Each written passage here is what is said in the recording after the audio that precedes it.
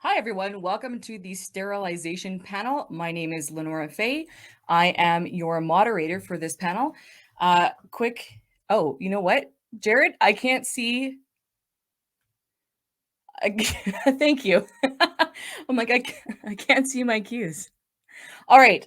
Thank you to our presenting sponsor, Childfree Media, our champion level sponsor, Childfree Wealth, and our other sponsors for this event, Best Child for Life Possible Facebook group, 365 Diversity, Buy Childfree Merch Shop, Childfree Family, Childfree Journals, StopHuggingKids.org, StreamYard, The Age of the Child, a novel by Kristen Tsetsi, and Wild Oats, a novel by Jennifer Flint. All right. I will say the opinions expressed within the content are solely the speakers and do not reflect the opinions and beliefs of the event or its affiliates. All right, thank you. Okay, and let's get our speakers on stage, please. This is a big panel. That's why Cody's not here. We have Graham in the UK. We have Caroline. We have Jamie and Jennifer / Jenny, Season, Lauren, and Gretchen. All right, we have a full stage. Is that everybody? I think that's everyone. All right. Welcome, everyone. Okay, so let's get right into it. So, keeping it short somehow, tell us about yourself, where you're from, and where you are in your sterilization process, please. We'll start with Graham. Cool. Well, hello everyone. My name is Graham. I am 35 years old. I live in the UK. I've been child free from a very young age, and I think I was around about 28 or 29 when I actually, decided to follow through with the procedure to get sterilized. And yeah, no regrets and haven't looked back. Thank you. We are missing one speaker, I just realized. Abby should be on her way. Caroline, go ahead. Okay, I am Caroline. I live in Belgium. I'm 35, and I recently got sterilized earlier this year in March, after really deciding wanting to stay child-free. So that's my short story. Thank you. Season, go ahead. Sure, I'm Season. I'm 37 years old. I'm joining from Los Angeles, California. I was sterilized via a bilateral self-injectomy on December 29th, 2020. One of the best decisions I've ever made. But I didn't always know that I wanted to be child-free. I just knew that what hormonal birth control was doing to my body. I saw that the government was taking away our choices. So I did a lot of work to really make this decision. Thank you. Jennifer? I'm Jennifer. I'm 33 from Montreal, Canada. I have always known that I wanted to be child-free, and I got a bilateral self-injectomy in March of 2021. Thank you. Jamie, go ahead. Oh, hello, I'm Jamie. 31. I live in Austin, Texas. It's worked in criminal justice field, and I do a lot of traveling throughout the state of Texas.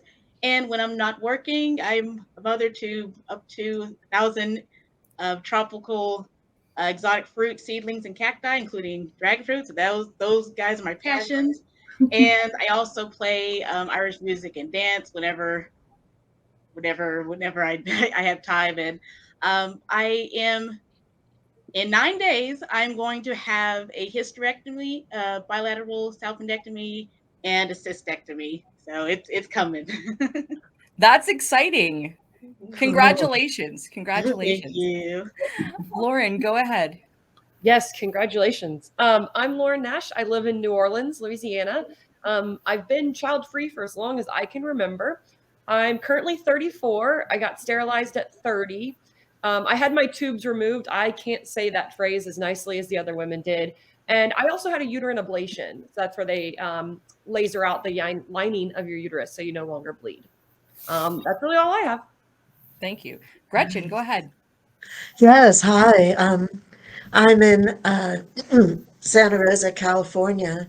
I'm 72 years old, and I got sterilized in 1985, which is 35 years ago. I've known since I was 3 years old that I was not going to be a mommy when I grew up. And man, getting sterilized was the smartest thing that I think I've ever done. I got a tubal ligation here in California. Medi-Cal paid for it back in those days. And yeah, I think that's really basically what I need to say. Thank you. And hi, Abby, you are up. Hi, hi everyone and everyone else watching. My name is Ebi Weyime. I am 34 years old. I'm actually turning 35 next month, just in a few weeks. I live on this beautiful island called Mombasa, which is in Kenya. That is in Africa, for those that do not know. I tied my tubes in 2020, in October of 2020. And what actually led to it was I had an abortion 3 months prior, and it was one of the most just not a good experience for me. And after that, I was like, you know what? Since I already know that I never want to have kids, why leave the door ajar when you can just close it? So I decided to just tie my tubes and to just have my permanent contraception in that way. Thank you for sharing. So that actually segues to the next question. What led you to seek sterilization? So we'll go with same order, starting with Graham. Go ahead. Yeah, so it had always been on the table for me, and I think it was only after I got married for a few years, and my wife is a health worker, and she works at a private hospital back in South Africa, that we started to explore the idea of it because it was actually covered by medical insurance. So it was always on the table for me, but that sort of fast-tracked my decision to lead me to getting sterilized. Thank you, Caroline. Well, I was tired of hormonal contraception, and I was looking for ways to have longer things that made it possible to be sure that I no longer could get pregnant. So, and I did the YUD and all the other things, and eventually my doctor agreed that maybe it was better to just go for the sterilization and be safe. And he respected my question, and it was the best thing ever. So I'm still happy I did it. Shout out to respectful doctors. Yeah. Susan, go ahead. I was diagnosed with an autoimmune disorder back in 2018, and hormonal birth control just does not play well with it. So that kind of forced me to really do the internal work and therapy of I had a feeling that kids were not in my future, but really planning out what does that look like and what are my options now. And the clear choice there was sterilization. So that I went for it. Thank you. Jennifer? Well, when I was 20 years old, I got pregnant and had an abortion. And that's when I knew for sure, I never wanted kids, never wanted to risk getting pregnant again. And it took me 11 years to fight for the right to have my salpingectomy. And yeah, so I'm really glad I did it. It was a long, hard process, but 11 years, but I finally got it.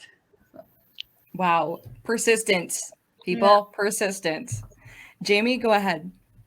Okay. Yeah, I've always had painful periods ever since I was little and in middle school. And, it's just debilitating. I just found them annoying. But for the most part, I just accepted them as part of life. Okay, I'm going to be in pain for a few days. I'm going to have to prepare who knows what I'm going to be doing. So I just thought it's going to be part of life, but I also never wanted to have kids. Even when I was now that I carbon dated, I think I was in middle school, that I was like, ew, having kids, I don't want to be a parent. And then in late 2018, I got a new job. I moved into my own apartment, moved out of my parents' place. I started getting more plants, my passions with plants and animals. And that's also when I discovered about being child-free, the child-free community. There was people like me who didn't want to have kids, and that's fine. I was like, yes. So with the newfound freedom and living the child-free life, I was at a point in my life where I wanted to do whatever I wanted. And the first thing I wanted to do was stop having these painful periods that would literally derail me. So that's where everything started. You gotta Yeah. go. Yeah. That's Absolutely. right. Lauren, go ahead. Wow, my story, Jamie, is so similar to yours. I knew forever I was child free, but really what fast tracked it was my reproductive health as well. I had really horrible periods. And as you probably know, no doctors give a care about heavy periods. Whatever, that's normal. I had a horrible experience with IUD insertion. It was like the worst pain of my life. And then right around the same time, I thought I had undiagnosed endometriosis. I had ongoing pelvic pain. And I had decided I was going to wait till I was 30. I just gave up trying to talk to doctors. And as soon as I hit 30, I was really lucky. I had a doctor that understood everything, saw my pain, agreed to it. I mostly wanted the ablation because I really just wanted to get rid of the bleeding. But my doctor was like, okay, if you're going to do the ablation, you have to do the tube. So that's kind of how I ended up with both. I did have endometriosis, still battling it. But really glad I ended up going through what I went through, especially for my mental health, my physical health. IUD insertion pain is no joke. I have one. I love it. I will cop. I'm not. I have an IUD. It's done the job it's needed to do. Because heavy bleeding as well, and it's taken that all away. But the pain, oh goodness. IUD insertion and removal, it can go die in a fire. It is the worst. Sorry, Graham, but just for a second, it's like. I'm glad I'm not alone. No. Yeah, I've been there. Crazy 6 months. Gretchen, go ahead. Oh, well, I was immaculate in my use of birth control. I never once had unprotected sex.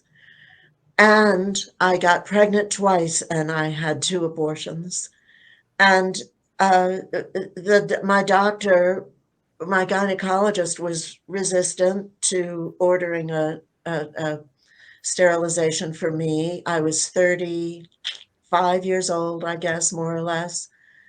And I had to persuade him. And the way I did it was I raised my hand to the gods in front of him and I said, I will never carry a pregnancy to term. How many of my abortions do you want to perform? And he was like, oh, well, and I said, no. The answer I'm looking for is a number. Do you want to do 2? Do you want to do 7? Because if the future resembles the past, I will continue getting pregnant and I will continue getting abortions, even though I'm really careful. And that was what persuaded him, because, and I did have to be very firm with him about it. But gosh, it's been the smartest thing that I've ever done. I was traveling in Asia and Southeast Asia. People have a lot of children there. They practice a form of ancestor worship. And a lot of people know a lot more about this than I do. Maybe some people here, but they believe that in the afterlife, if you don't have offspring who are taking care of your spirit, then you will wander around hungry and alone for eternity. So being childless is a great, it's not just a shame and a disgrace, it's also a fear. And I learned that I could not tell people that I did not intend to have children and that I had no children and that I was, that was just so shocking and rude almost, really, to say that in front of people. So I learned how to say, not yet, not yet. No, I don't have children yet. And I got so tired of my own insincerity. I got so tired of just lying about that and covering it up that I just went, I'm getting my tubes tied. That was my answer to that form of pressure. And you're here inspiring all of us. I can tell you that is incredible. Thank you. Abby, go ahead. For me, I actually grew up wanting to have kids. I grew up knowing that as a woman, and especially as an African woman, you must, it's your duty, but you must have a child. But then come 2017, after about almost 2 years of constantly thinking about, do I really want to have a child or not? I decided I did not want to have kids. So the plan was, when I told my parents about it, my dad was like, well, you might change your mind, blah, blah. Why don't you then harvest your eggs so that maybe when you get to your 40s or something and you might change your mind, you will still have a biological child. So I had thought about sterilization, but then I just decided to just shelve it a bit and to pursue this other option that my dad had suggested. But then come the pandemic in 2020, I slipped and fell and I was pregnant.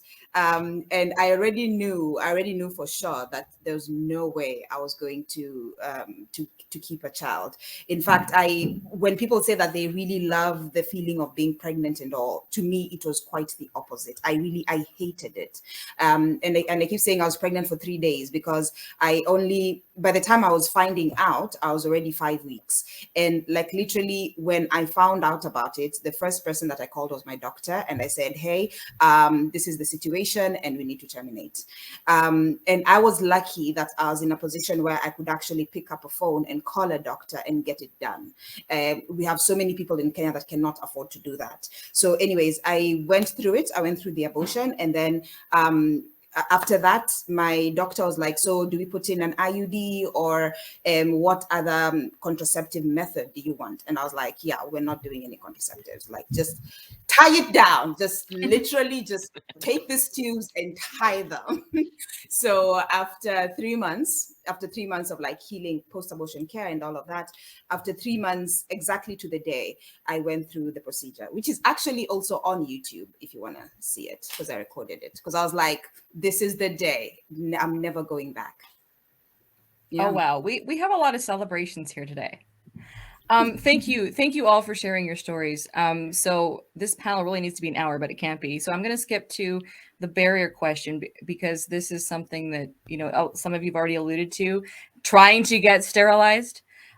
So let's talk about that. I'm going to start with Graham because this might be quick. I don't know. So Graham, did you have any barriers getting sterilized? I think that the main barrier I faced was because I wanted to get done at a very young age. I think I was 28, 29, and the biggest barrier I faced was from, you know, the urologist that I initially met with. He kind of came in with a bit of a sort of a cocky attitude of that he knew better, that he knew what was best for me, and he was sort of like, it's a very selfish decision that you're making here. But I was like, you know what, I'm not prepared to have a lecture, and I want to get this done.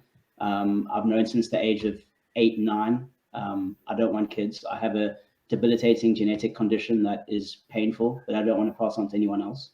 So I kind of had to shut him down quite quickly. But I think I'm very fortunate in being a man that the procedure for me was really straightforward. And the barriers I got were, you know, my family knew that I was child-free. I didn't want kids. My older brother was a little bit taken aback, you know, oh, you'll change your mind, and why get it done now? Why don't you wait? So those were the biggest barriers I faced. But thankfully for me, it wasn't that bad compared to what women have to go through. And yeah, so I'm very, very fortunate. Thank you for sharing. Caroline, go ahead. Well, the first doctor I talked about it was the basic barriers. You're too young. When I was 30 maybe, I was like, I really want to get it done. You're too young, let's try another thing. That's when I got the painful IUD experience. And then because of the child-free groups I discovered, I was like, it's my right to get it done, to ask for it. So I just changed to a male doctor, a male gynecologist. And he's the one that was, you know, we said, praise the understanding doctors. He was the first one who really took me serious. And so there were not many barriers, maybe my own of after the first rejectment, I was like, okay, I'll wait, I'll figure it out. So no, I think it went pretty easy here in Belgium for me. to get it done. Thank you. Susan, go ahead. When I brought it up to my doctor, she was like ready to do it right then and there. So shout out to Catherine Gregory in San Francisco. I was the one who's like, I need a little more time to think about it. My family has been amazing. My boyfriend has been amazing. My friends are amazing. My fight was with insurance. So if you are thinking about getting sterilized, especially if it is something other than a tubal ligation, know your rights and be prepared to fight for yourself. Great insight. Thank you for sharing that. Jennifer, go ahead. So for me, it's a very long, difficult process. It took me 11 years. I started the process when I had my abortion at 20 years old. I had my abortion at a pro-choice, very feminist clinic, and I was still refused. I was told I was too young, that I could change my mind, that it wasn't even worth fighting for because no one would want to do it. So I was offered IUD. So, you know, I went through all that pain as well. And I went through so many doctors, phone calls, Google researches. I even looked at doing it abroad. I was desperate to get it done. And with my last IUD, I had a lot of complications, ended up having it removed for an emergency. And that's the first time that I was actually taken seriously. And, you know, I was like, okay, whatever. I'm just going to say, you know, when they asked me what kind of contraceptive I wanted, I wasn't expecting anything, but I was like, I want to get my tubes tight. And they're like, yeah, sure. And I was like, oh my God, seriously? Like, I cried. I literally cried. I was so happy. And it took less than a year until I got done. But so the waiting list was about a year. It took me about 7-8 months, and it's the best decision. And I'm so glad that I kept fighting for it, but it was very discouraging. And luckily here in Canada and Quebec, it was free. So yeah. Again, shout out to Canada. But you make a good point about fighting for something. You know, I think, you know, whether it's sterilization or other aspects of living child-free, we do have to stand up for ourselves. And it's not always easy, and we don't always have the ability to do so for different reasons. But, you know, persistence and good for you for sticking with it, because, you know, you're here inspiring people as well. And I mean, it's unfortunate we have to fight as hard as we have to for certain things. It seems that's a personal choice. So thank you for that. Jamie, go ahead. So I guess my biggest barrier was the first my first doctor, because you know I went to her for the first time. I got an IUD, went head first into there. You had painful insertion, worst thing I ever experienced. Periods didn't get better, and then I developed an ovarian cyst, and that's also when I discovered I had endo and uterine fibroids. And you know I had the cyst removed. IUD wasn't working. I did the Depo-Provera shot, the 3-month shot. That didn't help. It actually made things worse. And then I had the IUD removed, and removal hurt too because my dang fibroids, it latched on. And by that time, I was telling my doctor, "Hey, I've tried all these methods. They're not working. I don't want to take birth control, but I did." And, you know, she did suggest birth control. I was like, fine. I don't want to do that because I don't like the full body effect. But she always talked to me as if I was going to have kids. She never took me seriously. I think at one point I wanted to get I believe it's a myomectomy where they remove the fibroids, because I'm figuring these fibroids aren't helping the IUD. Can I get them removed? But she said, I don't want to do that surgery because if you're going to have kids, you'll need a C-section. I don't want to have kids. I've said that many times. I don't care to preserve my uterus. So that, like, she was very hesitant. And then when I got the IUD removed, I found out that she was pregnant, several months pregnant. And I'm like, I cannot work with you anymore now that, you know, I just couldn't think of a pregnant gynecologist taking somebody who does not want to have kids seriously. So I'm like, fine. So I did the birth control, and let's just say I haven't seen her since. It's been over a year, So I, jumped ship and switched doctors. But yeah, she never explicitly bingoed me saying, oh, you'll regret it, oh, you'll change your mind. But she treated as if I was going to have, she talked to me as if I was going to have kids. And I will say that was the biggest barrier. And that's the biggest barrier I can think of, other than just a few hiccups with insurance. But yeah, just not being taken seriously, and suggesting. She also suggested that I take pills that would make me go into menopause. I'm 29 years old. I'm not doing that. So she wasn't the best doctor. So I'm glad I found somebody better. I'm glad you did too. Insurance sounds like an interesting panel for next year.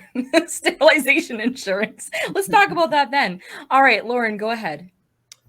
I've had all the issues you guys have as well, finding the right doctor. I just want to shout out finding the male doctor helped me as well. I had always been to females, and finally I switched to a male, and like that, he was fine with it. Insurance was easy for me. I think my doctor really got in, and because of all the issues I have. So nothing new here. Same issues. People thinking you're going to have kids. People thinking you haven't found the right guy. But, my only thing is fight for the doctor, fight for your rights, switch doctors, call around, just do your work.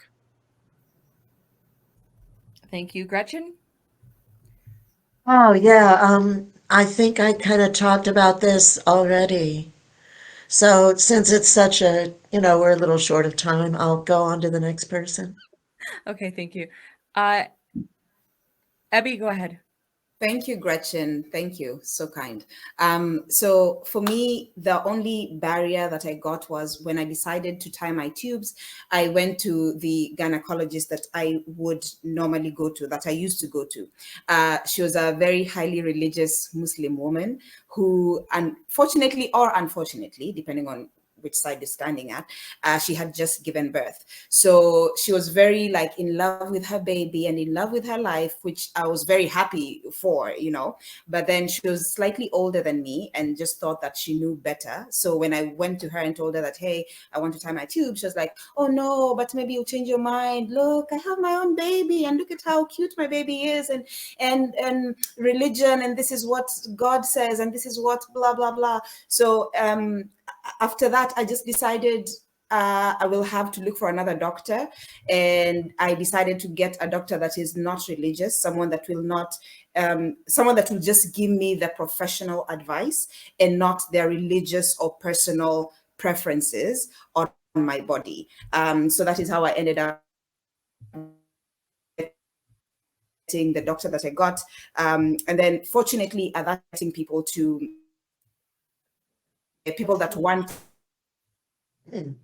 to get sterilized, and I was one of them. And then I got my take is just do not try to enforce their religious beliefs on you. So rather than giving you professional advice, they're giving you their own religious or personal advice.